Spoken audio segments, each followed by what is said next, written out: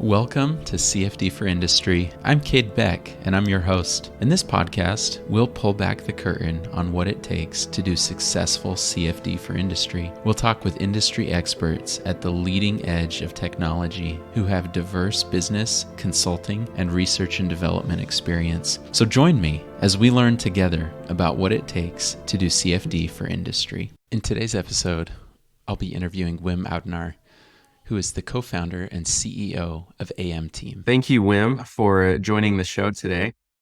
Can you just take a minute and introduce yourself and AM-Team? Sure, Kate. So, first of all, thanks for this invitation to your wonderful podcast. I think it's a very needed podcast. So, I'm very excited to be here. I'm Wim Audenaert. I'm a father and a husband. I have 4 kids. That's my home business.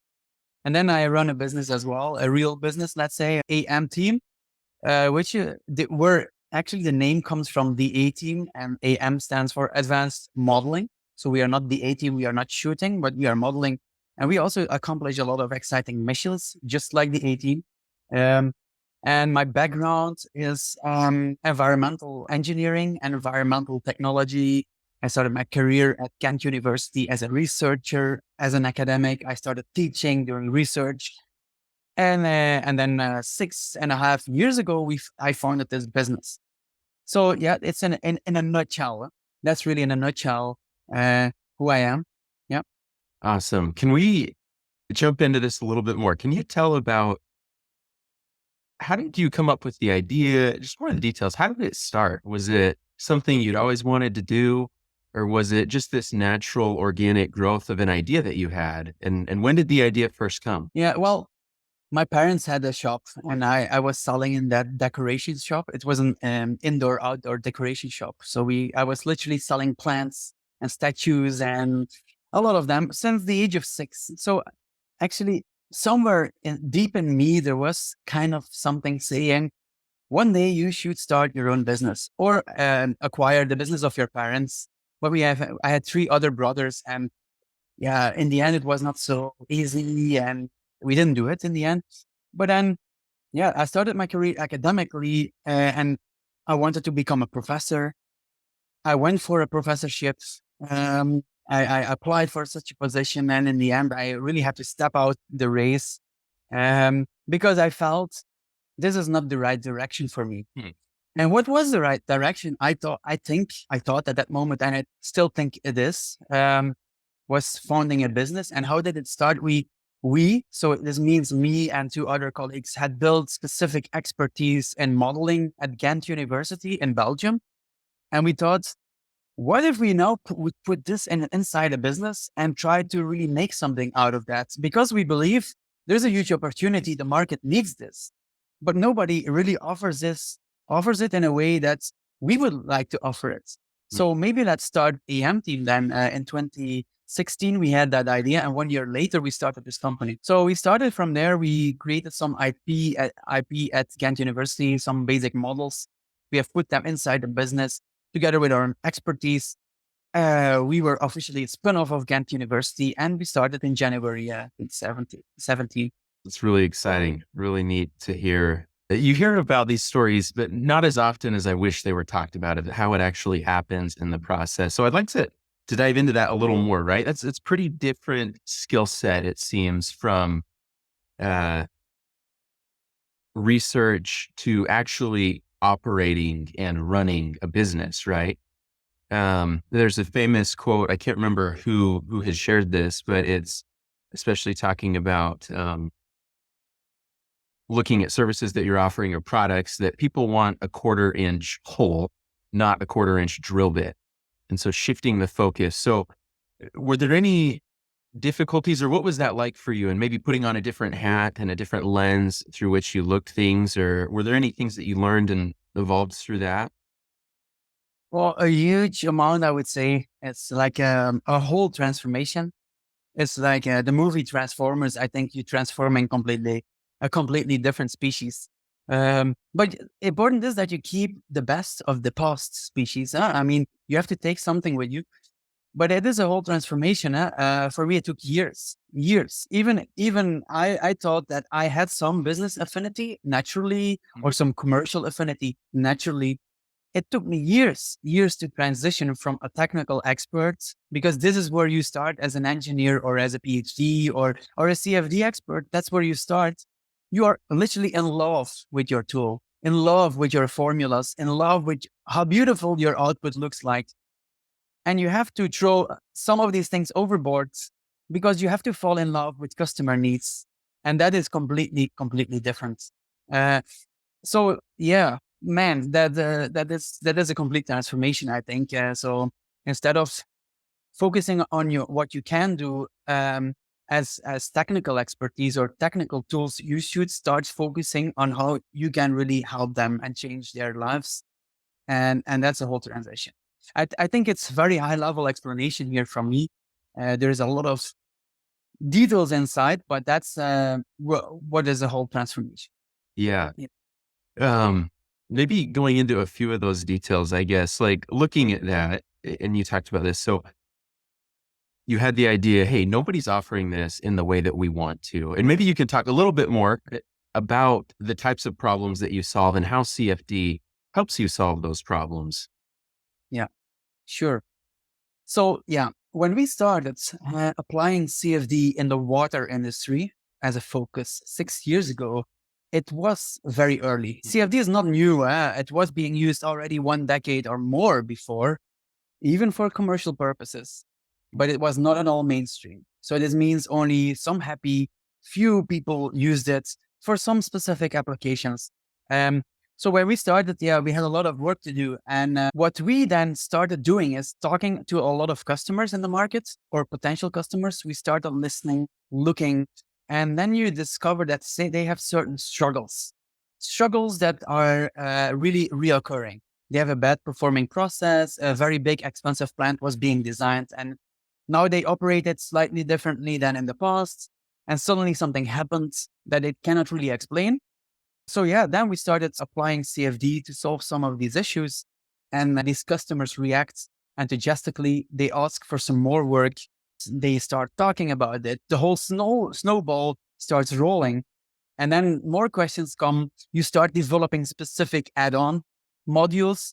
For example, we don't only do computational fluid dynamics, but we do also the coupling with process kinetics. This is really the most powerful engineering tool on earth. You can literally see in 3D how your process is going to work. You can see concentrations in 3D. This is unprecedented. Today, computational power allows it. Business cases there. The market starts asking for it. And yeah, this is a whole era, a new era of how we design and operate and innovate. Yeah. Yeah. It's really exciting. Coming back to that, I'm really curious. You talk about, you started talking to customers and then just trying to tie that back, like the timeline of like, was this something you and your 3 co-founders bootstrapped, and were you talking to customers at the same time? Did you go all in? Like the mechanics of starting a business like this, I'm sure it's much more complicated than people realize, right? Of how to get funding in place and how to start doing these things when you're just spinning up and getting off the ground and the amount of effort. So how did you, what did that look like for you as far as the timeline of when you had this idea to getting your first customer, first client? Yeah. Yeah. That's an exciting process, huh? Acquiring your first clients. So that's indeed where it all starts. We are a bootstrapping business still today. I'm always adding still today. I will never say we will never raise some money or so, because we still have some big plans, but we didn't need it in the early days. And still today, we are still exploring a lot.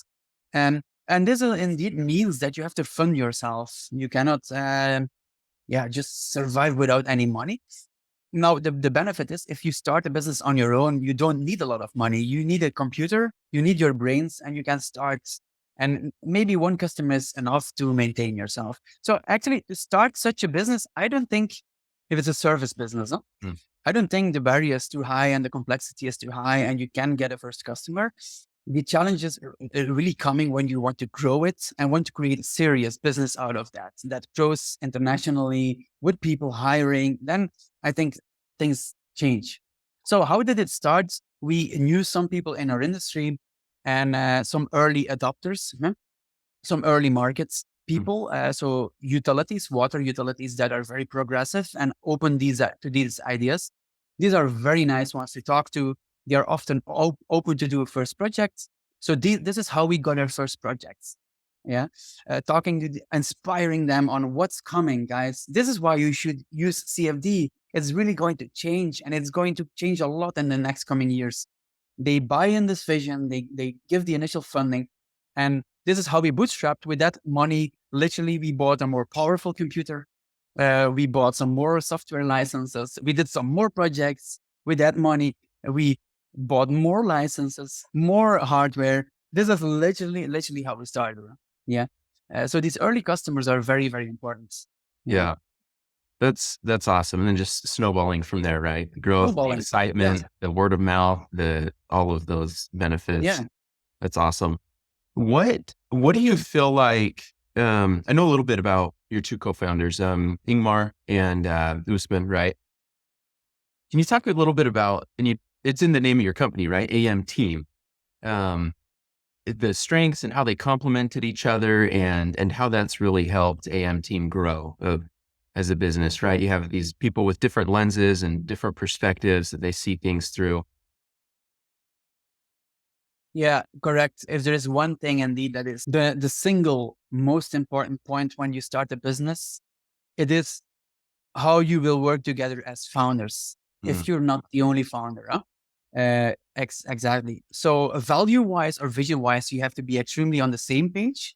But then personality-wise and strengths-wise, you have to be very different, preferably, because you have to complement each other. Yeah.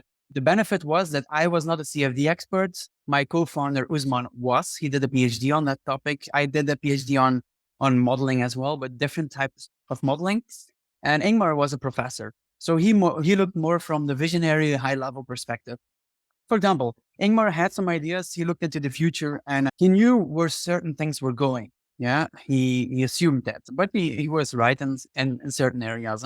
Luckily, Usman was very good at CFD in the beginning. I was rather good at selling. So the roles were very clear. We started this business and this is how we complemented each other.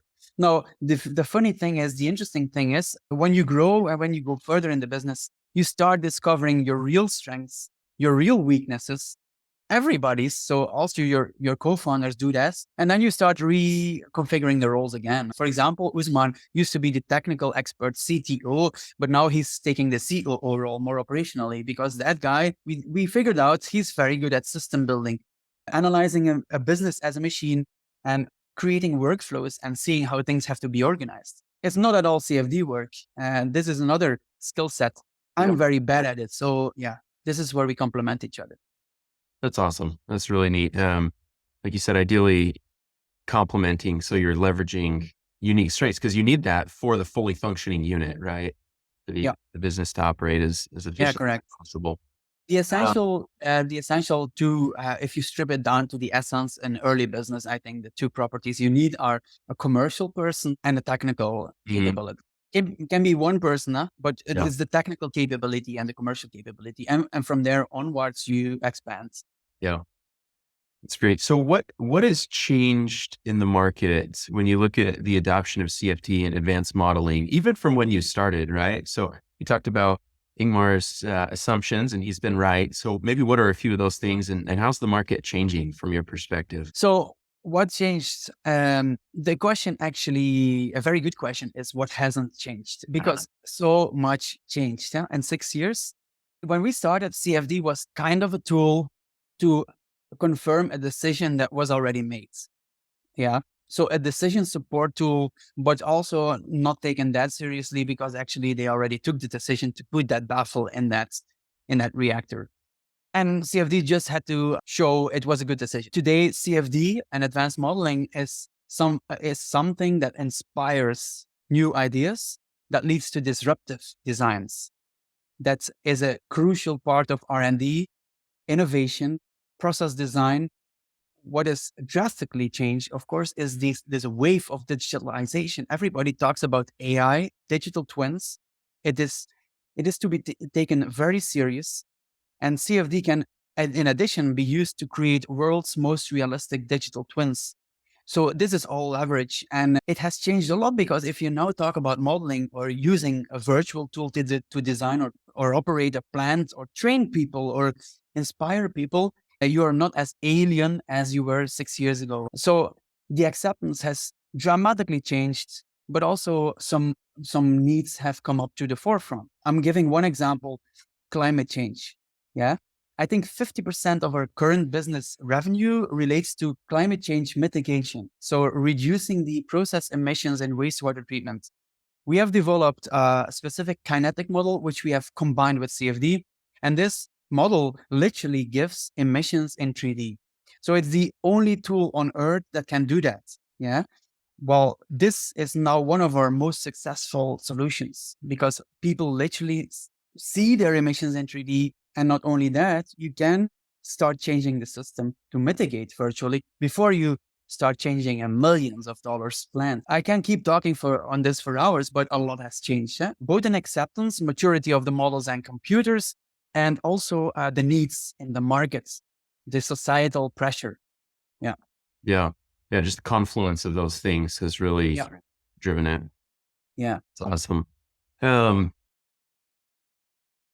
What is something that you feel you did really well early on with AM-Team that's paid off? Yeah. I think it is sticking out our neck and trying to innovate where nobody else dares to innovate, and doing the impossible. Why am I saying impossible? Impossible is a word that is very black and white, but some people, mainly very acknowledged academics, are very good saying that something is impossible.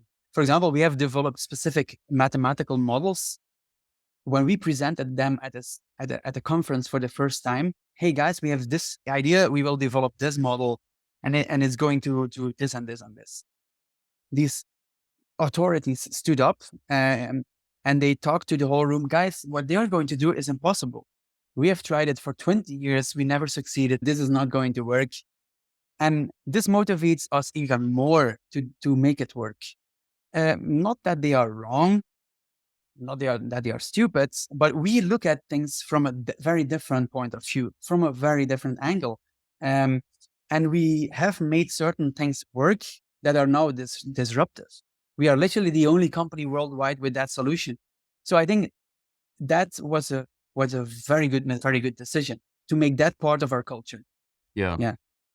That's awesome. And would you say, I've heard you talk before about one of the number one pieces of advice you would give people is broad reading, to read broadly. Would you say that mindset has helped with maybe your healthy disregard for the impossible of like just maybe you could speak to that. Correct. It definitely helped, because if you innovate, not many people will initially understand what you're doing or what you want to do. This also means by default, a major chunk of the market will say, this is a very bad idea, or they don't see the value of it. Actually, when you start reading, you read a lot of books on innovation, and what do these books say? You are onto something disruptive only if many, many people resist against it. Because if everybody accepts this just like that, probably it's not that innovative or new. See. And we had that multiple times. That's one specific thing I will learn from reading books. But broad reading helps in so many fronts. I mean, broad reading, that means multidisciplinary reading. This means you read about history, finance, marketing, sales, economics, society, psychology, everything, right? I think you are way more effective in your daily work. For example, simply you will organize yourself way better, take care of yourself, know your values, these things. You will be way more open-minded, because the more books you read, the more you understand how little you know and how more books there are you should read to know everything. So it's a lesson of humility. You learn to connect dots. For example, you understand very big customers. You're a very small shrimp. You're an SME with a very small structure. You work with corporations. By reading broadly, you understand people's psychology, roles, needs at business level, at various levels. I think you can also detect trends way better. You can think about the future if you read broadly, because you extrapolate from what you have read, and you extrapolate from history you have read, And you're way more effective at teaching people new things as well, because it works inspiring. You have an answer to many things, not everything, but at least you can talk about many, many different topics and inspire some people. So I can keep going on, but the benefits are massive. Yeah. Yeah. I I have always loved reading. And I think the way I came in contact with you and AM team was I had anyway, you were giving a presentation and you just talked about how once you reach a point, you have this lattice work and you can just hinge stuff together. And I'd never heard someone describe it quite that way, but that has definitely been my experience as well. I always wish I had more time to read, but it's definitely been something that I have seen as well. It just gives you a different way of looking at things. It's really neat. So speaking of reading and books, you have recently announced that you're writing a book. Mm, And can you tell us about that? Yeah, share with us about this. sure. Yeah. It was on my mind for a while. So the thing is, I have too much time now. So that's why I want to read this book. No, sometimes I'm thinking to myself, why? But yeah, it's part of the personality, and it keeps me energized to do such things. But indeed, I always had in my mind, yeah, one day I will at least write one book, because I like to share ideas and like to think and analyze and put it together in an analysis. And then I thought, okay, what is the best timing for that? Maybe I should progress more. But then more and more people started asking, Wim, can you maybe put that in a book or so? Okay, yeah, thanks. And then yeah, a publisher reached out, and to me that was a final signal. I thought, I cannot neglect this. I should just write it, because what happened? What do I know? What happens tomorrow? I just have to start it. And that's why I was going to start. And the book, I cannot release the title yet, but it is going to be on how do you transfer scientific knowledge or expertise into a business? How do you make that translation? But especially, how do you overcome the mindset shift you have to make, that transformation you were talking about, and where we started the podcast with? How do you make that mental transformation? So that is going to be the topic. There will be a lot of practical things I'm going to sharing a couple of things on my journey, sharing a couple of expertise or experiences from other people. And one of the topics will also be the connection between your technology and the markets. We are, as technical experts, typically focus on what is called TRL, technology readiness level. Yeah. How ready is your technology? But what you really should be focusing on is the MRL, market readiness level. How ready is the market to buy what you are producing? Because if that is not there, you can preach whatever you want, but in the end, you need to sell it. So that's the whole coverage. I know it's very broad. The content is still crystallizing, but this will be the topic of the book. Yeah, that's really exciting. It's very exciting. I've definitely observed that there is a difference, and I talk about this with CFD. I mean, the name of the podcast, CFD for Industry, right? There's a different mindset that comes back to it's solution driven, right? They just need good enough. Whereas in academia, or maybe the technology readiness level, as you'd call it, they're always pushing the limits of the technology, right? What can we do? How can we improve it? How can we do this? And sometimes the market's just not ready for that because it doesn't need that yet. So it's definitely something I've observed on just specifically CFD in general. It's a different pivot. Correct. One of the other things that I've seen you talk a lot about as well is the importance of feedback, and the importance of, for the giver and the receiver of feedback. And that's been something that I've really appreciated you talking about just openly, and how important that is for personal growth, for team growth. What do you think are the most common barriers for why feedback? I guess I'm starting with that assumption that feedback's not given enough in general. Yeah, And correct. what do you think are the drivers for that? Yeah, interesting question. That's a topic that's close to my mind, indeed, because one of my core values is the striving for personal excellence. And I strongly believe that you can only achieve personal excellence if you carry feedback, giving and taking it very close to your heart. And yeah, there are multiple barriers. I think there are many of them, but generally, when I talk about feedback, I have 6 to 7 or 8 barriers that I often talk about. Yeah, the most important one is the pain barrier. Mm. The pain barrier, because if somebody gives you feedback on something that you can maybe improve on, it hurts. It really hurts. You can be trained very much on receiving feedback. Everybody initially will have a hurting feeling. There are two sorts of pain in there. The first one is a sense of inefficiency, in the sense of, why, how long am I doing this? I mean, why did somebody not talk to this earlier? Yeah. Hmm. And the first, the second type of pain is really a personal attack. So just imagine you have made a nice slideshow and somebody says, yeah, these slides, you have spent some hours on this, but I really don't like them. They are really attacking your production that came from your person, from your heart, and it hurts.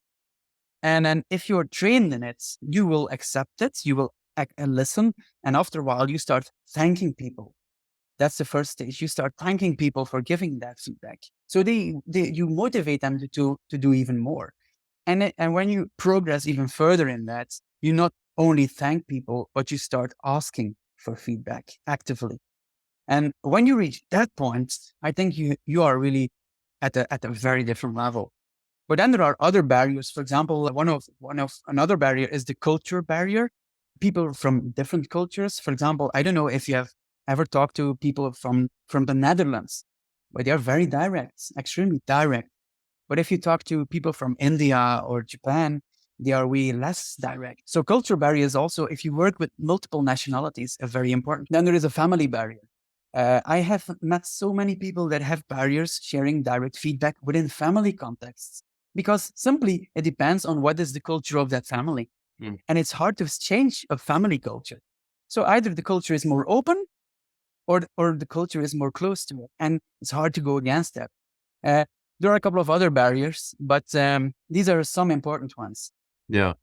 Yeah. It's interesting how, just coming back to the multidisciplinary reading topic of when you're able to separate yourself from the feedback, right? That it's the mindset from which you look at it. And I know I had a conversation yesterday where I was kind of feeling a little bit of the inefficiency pain. Why didn't I see it this way? And it hurt. It really did. And it took some time, but mentally I knew this is going to help me. This is going to be useful. And that was able to pull me through a little bit quicker than maybe I normally would have. This is really a step in better performance because it's something I didn't know. And now I know it and I can address it. Right. Exactly. So the sooner we can get to that point, the better. There's a favorite quote of mine. It's definitely in a religious context, but switching it, it's something like this, like pride would have us believe that temporary acknowledgement of our ignorance is worse than permanent resident. And it really is just a pride thing, right? Like it's to temporarily acknowledge it, address it, and move on is far better than permanent resident. Correct. And also what people have to realize is if you get feedback from somebody, accurate feedback is the most valuable feedback you can receive. Yeah, accurate criticism is the most valuable feedback you can receive. It's not my quote. It's a quote by, I think, Ray Dalio, the person that writes a lot about that. And you have to remember that the person can also decide the safe route, not saying anything. That person wants to help you progressing. That person wants to push you further, right? And decides to share something sensitive to you. So that person sticks out his or her neck. If you go in defense mode, I don't think that person will do it for the second time, and you will miss so many lessons. So that's why it's extremely important to also put yourself in the other person's shoes. Okay, you're having back pain and some discomfort, but the other person is taking a risk and is sweating the person and to help you. This is the difference. It's all about the mindset, indeed, that how you put the mindset, like you said. Yeah.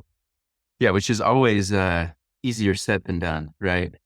It is easier said. Definitely. It needs to train. It's like a muscle. You can train it. Yeah, absolutely. Are there circumstances or maybe some episodes of feedback that you could share or other maybe stories of you applying these principles with AM-Team, maybe to kind of AM-Team, kind of embody the discussion that we've talked about? Do you have any examples or stories that, whether it's feedback or, because I guess where I'm going with this is as people are listening to this conversation, I think some people are definitely going to think, man, we've got way off track on CFD. But in my mind, these are some of the things that are so critical to to really progressing, right? If you look at the cost of doing CFD, the number one cost is the engineer themselves, their compensation.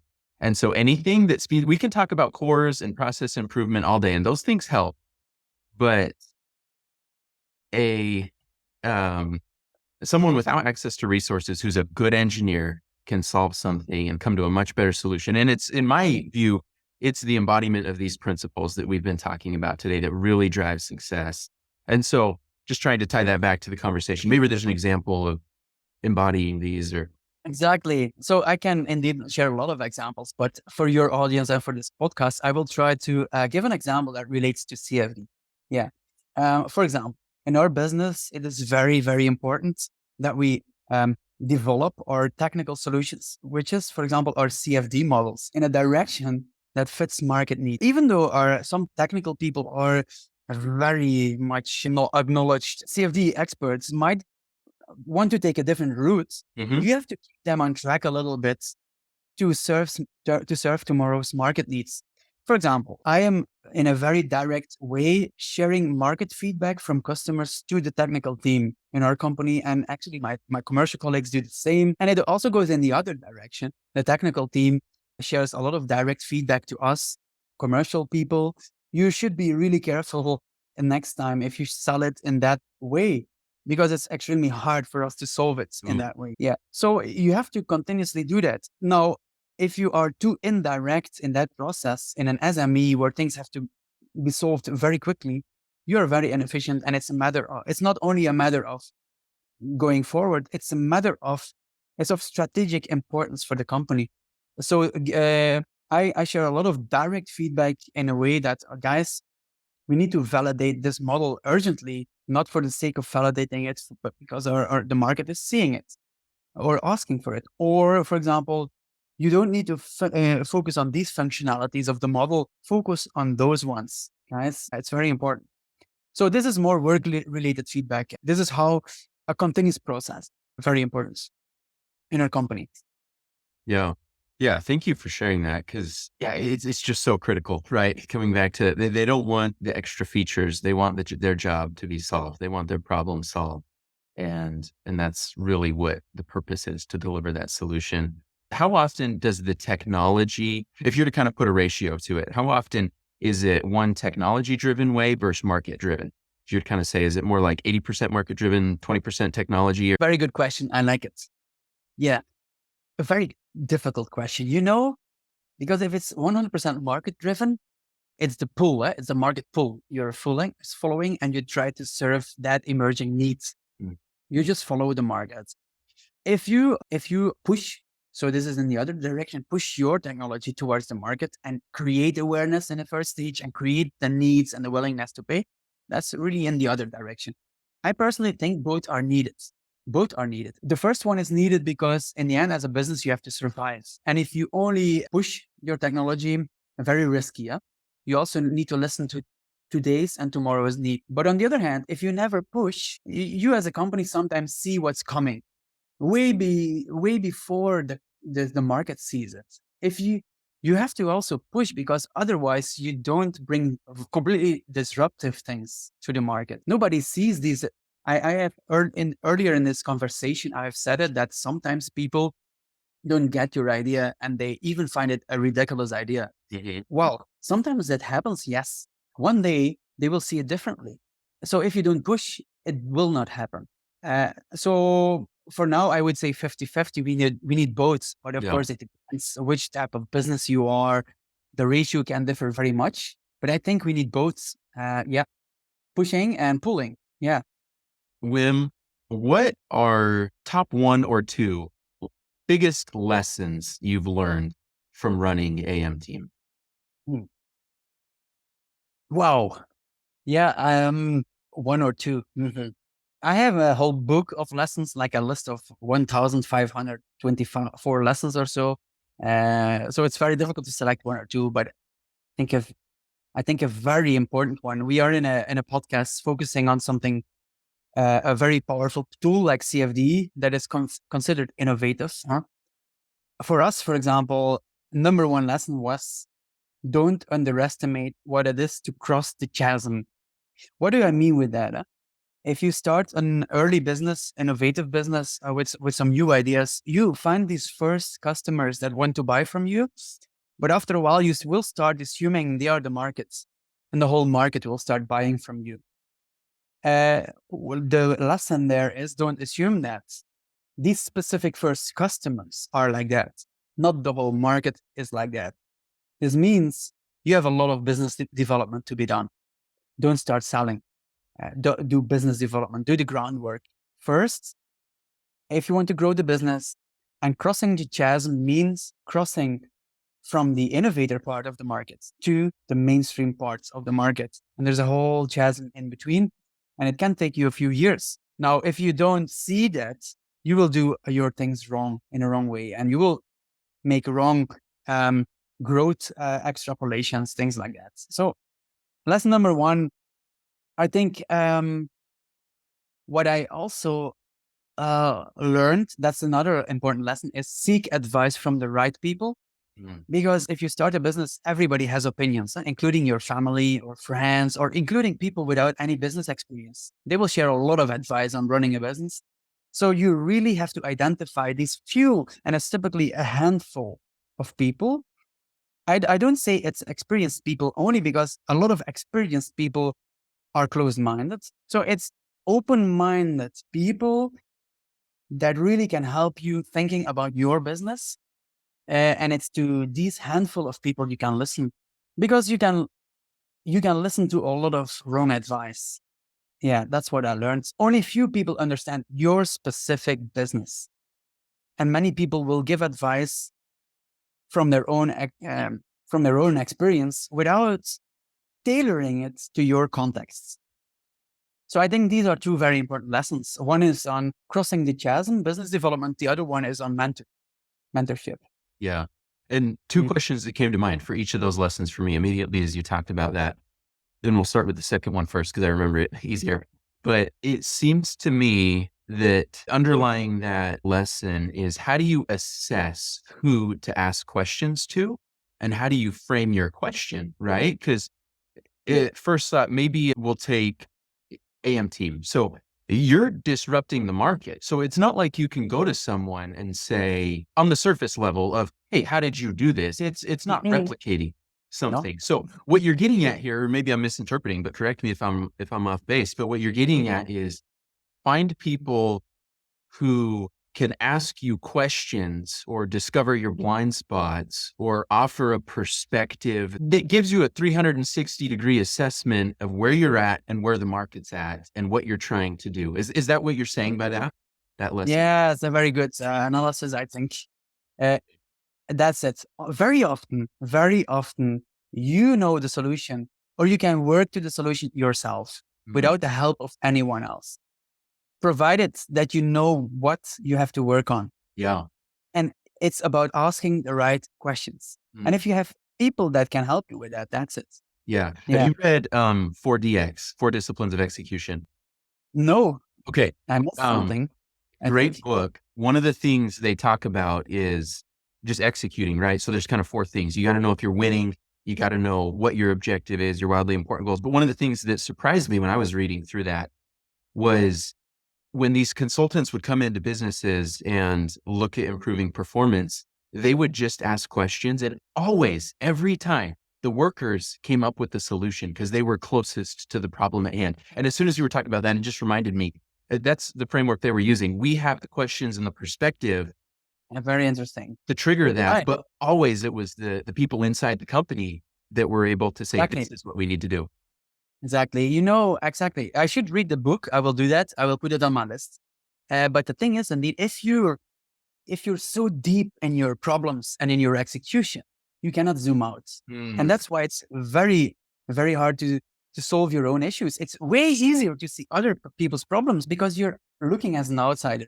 So this means, indeed, people asking these questions, they look from an overarching perspective and they bring you to that level. Yeah. They let you see the things you have to work on. And that's it. Yeah. Very, very difficult to do that when you're inside. Yeah. Yeah. One of the ways, so I'm working on a book as well, and I've titled that chapter, The Microscope and the Telescope. and you've got to be able to jump into the microscope technically and look, right. You've got to get that right. But at the same time, you can't ignore the telescope and that, hey, this is the spectrum or the landscape upon which this falls, in which you're looking at. Wow. So Yes, that's it. That is it. yeah, It's high that's level and yeah, exactly. You have to mix both, be able to mix both.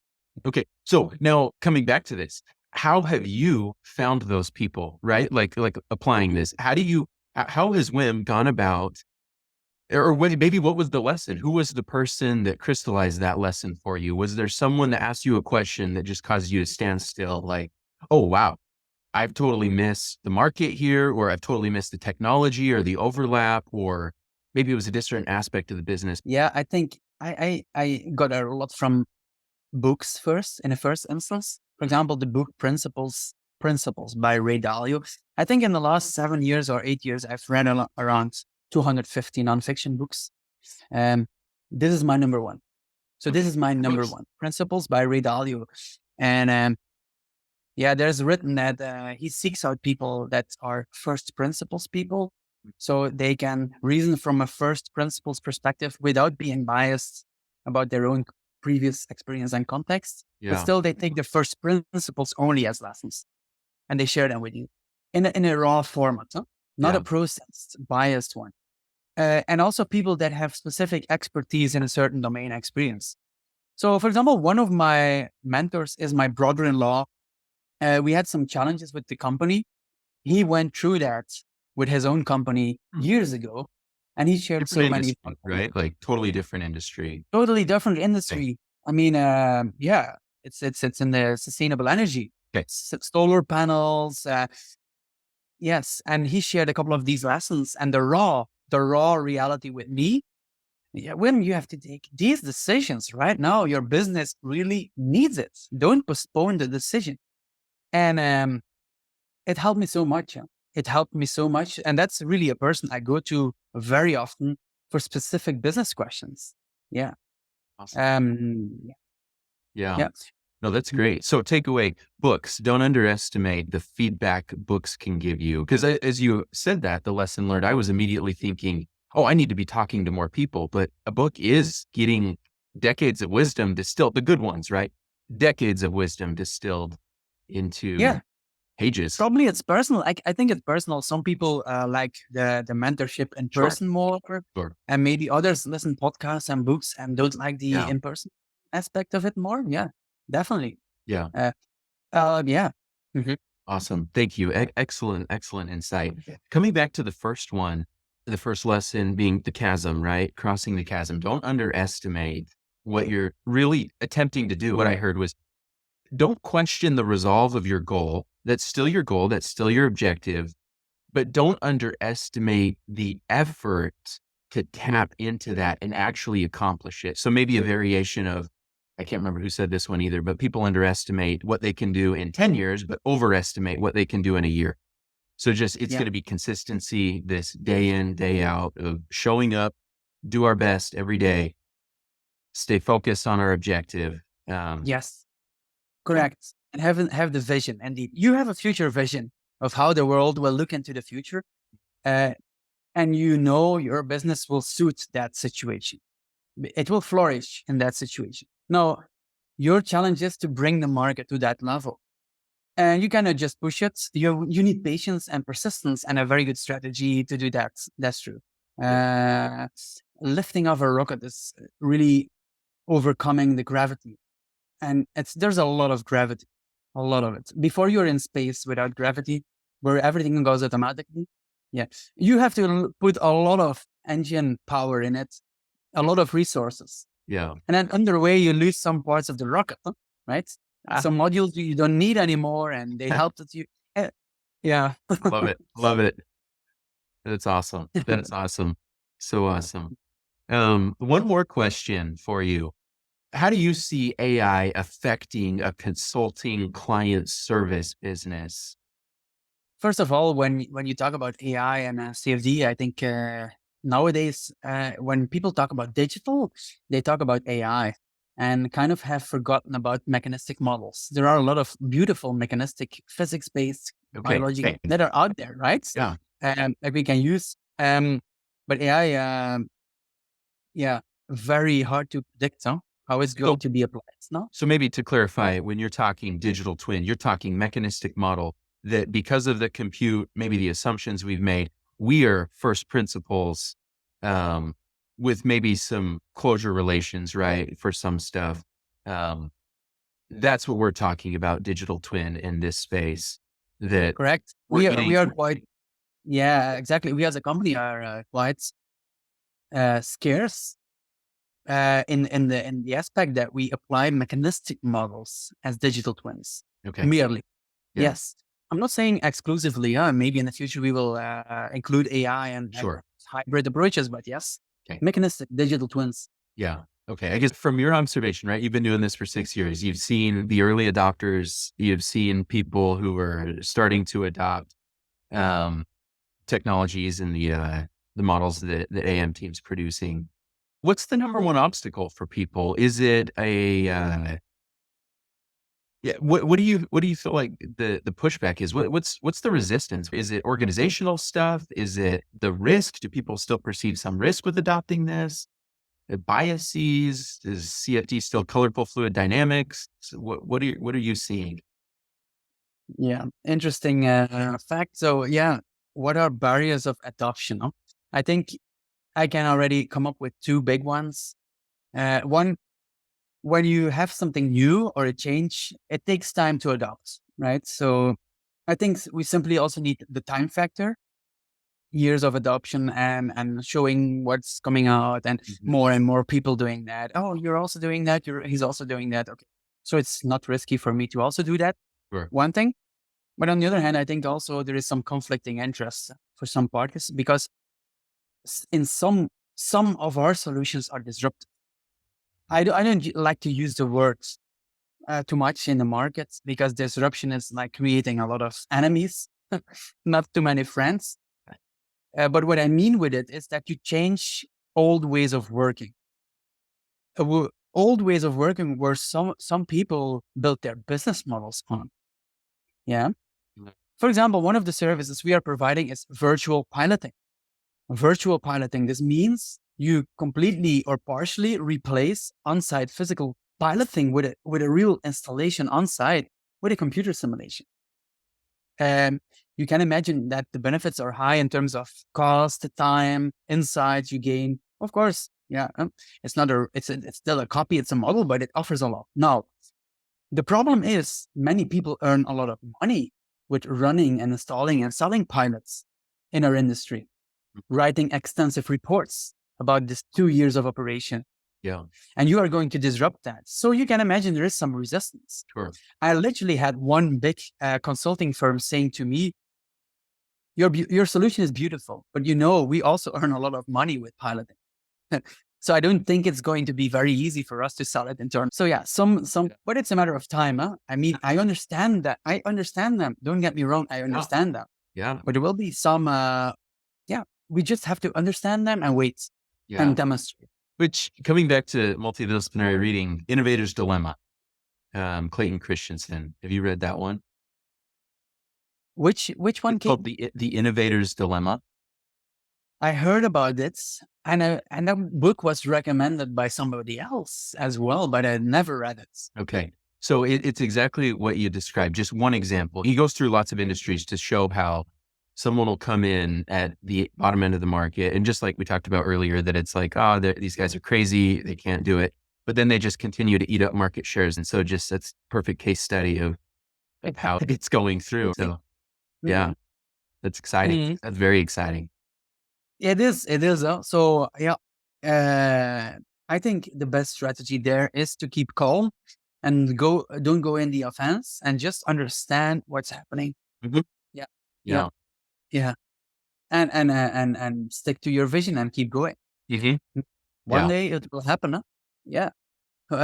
We have a lot of very good collaborations with very big consulting firms right now on these topics. And they would have seen it as an offense a few years ago. But now their customers started asking for it. They started seeing the value and they shifted. So it happens. Huh? Yeah. Mm-hmm. That's great. And Thank you so much, Wim, for all the insights you've shared. This has been a wonderful time talking with you. I really appreciate you coming on the show. And just a couple things kind of closing out. Those who are interested in staying up to date on your book, I believe you have a sign up that can stay tuned for updates, right? Subscribe to updates. And if someone were interested in getting in touch with you and AM Team, what's the best way for them to do that? Yeah. So best way for them to do that is definitely connect with me on LinkedIn. Okay. I would highly recommend that, and or send me an email. My email address is indicated on my LinkedIn page, actually. Yeah. And I'll to put follow your, the progress on the book, they have to go to sciencepreneurship.com/book. Uh, yeah, I'll put the links in the show notes for them so they can jump great. right there. Oh, So yeah, awesome. Yeah. Thank you again. Really appreciate it. thanks, Gates. The pleasure was really mine. Thank you. Thank you for listening. Really, thank you. What happens next is the most important part of the episode. Pick one thing that you can do in the next day to apply what you learned. Then do that one thing. See you on the next episode.